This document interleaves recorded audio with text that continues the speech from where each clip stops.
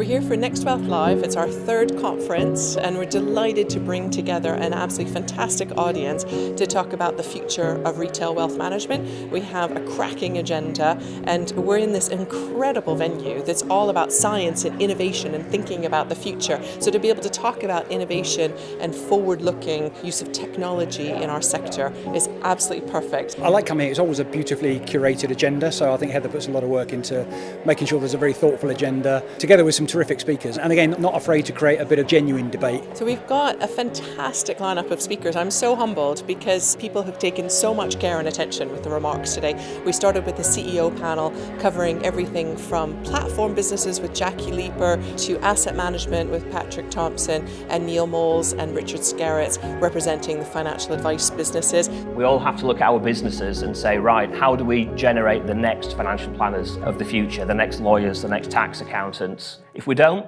then this thing's going to die. We're all here to deliver for customers. So technology is the single most important investment that we make in our business.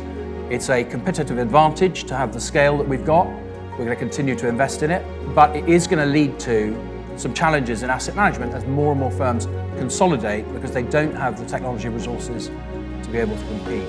How do we provide something that hits that middle ground, that can combine those things, that can use technology, but still have human involvement to really personalise the service and provide something that's really high value for customers. Thinking that everyone's coming to financial services with a goal in mind is wrong. Actually just being aspirational, making their money work harder is a big motivating factor. So that's how we think through a lot of our design. I really liked Helen Wardle's talk. She's very passionate on getting client engagement and consumer engagement, not just about the people that advisors generally work with, but also people that advisors don't always work with or can't work with at the moment through the advice gap. The people don't know what they don't know, but we can't just say that people just need to have portfolios, because that's not going to solve the problem. In what we do, and I think I'm sort of in a room of kindred spirits here, standing still is going backwards, right? So we've just got to keep thinking, keep challenging, keep moving forward. It's incredibly important that we look about, from a stewardship perspective, how we make sure these firms, these outcomes that they're getting are massively long-term. And then the agenda's really built from there. It's really interesting to see the stories layering and building one on top of the other. Talk about the customer, advice, and now we're going into tech and product. So a really fascinating group of speakers. And the fact that everybody in the auditorium is able to ask questions and dig into it and really get a sense of the deep thinking that goes into some of what's going on and how we navigate where we are as an industry. And a platform mustn't compromise the human work, meaning it must be high quality and low cost and as efficient as possible. It cannot be subject to provider inefficiency. None of you thought we had a large-scale platform that was any good in the UK. I also think there's opportunity in the fintech and startup market where they will embrace their own platforms. And I think the likes of Seckle have been pretty successful in targeting that sector. However, history will show few of those businesses will scale and they're not necessarily in the long term. I think the strategic vision was crucially important, to have a really strong strategic vision. We could easily, as I said earlier, just have gone, let's build a platform, throw it out to the advisors, throw it out to the customers and see what happens. We didn't do that. We had a very strong strategic vision, both in terms of the digital transformation and in terms of the actual platform itself. And I think that was critical. If we didn't have that, I'm not convinced we would have delivered this successfully. You're starting to see more and more advisors look for more bespoke individual solutions, and I think this is going to be quite important, particularly with Consumer Duty coming, that more and more advisors are looking at this. When a client comes in and starts to speak to their advisor, they never start a retirement conversation with, what's my exposure to European equities? They start the conversation with, do I have enough and will it last the distance? And those are the two fundamental questions that the advisor needs to ask, and the advisor needs to pull all the levers that they have.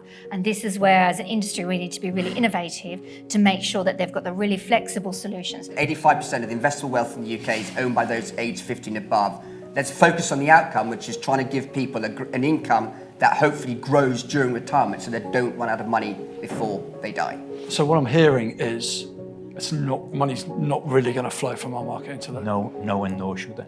And no, and nor should they, even better. It's just interesting hearing experts in their particular fields talk about what's relevant for them, and therefore, it's education as well as business opportunity for us to think about how we could help them and similar companies improve their offerings and all that. the different thoughts and emerging ideas from within the markets and the organisations that are here is really quite insightful. It's events like today that allows our software to come to life in an environment that we're already in, but in a future environment as well. Actually starting to think about innovation. I think sometimes in times gone past we've seen people sort of trying to iterate their models, but I think the regulatory pressure and the imperatives coming means that people are having to think genuinely about how they innovate what they do for clients. We've been sponsoring the event since it was first done. We think it's a fantastic opportunity for us to engage with our core clients right the way along the value chain. As a business, we serve asset managers, platforms and distributors, as well as financial advisors.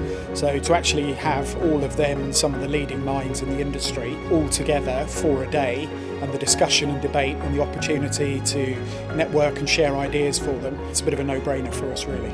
Personally, it's been great to see some of the research that Heather's team have done on all of the underlying tech and the underlying infrastructure that sits behind that. We use a lot of their research, it's really informative. It helps us think about how we need to address clients' needs, how can we help advisors with their problems and challenges, and we spend a lot of time looking at the research and understanding how it can help us. Tech side, advisor tech is something that we're looking at ourselves, my company, and something I know Heather's very keen on, something very contentious and interesting and to a degree unknown. We don't know what the future's going to hold, but we've got some ideas, and I think we learned a lot about it today. It's better than any other event like it. In 25 years, the investment industry won't exist.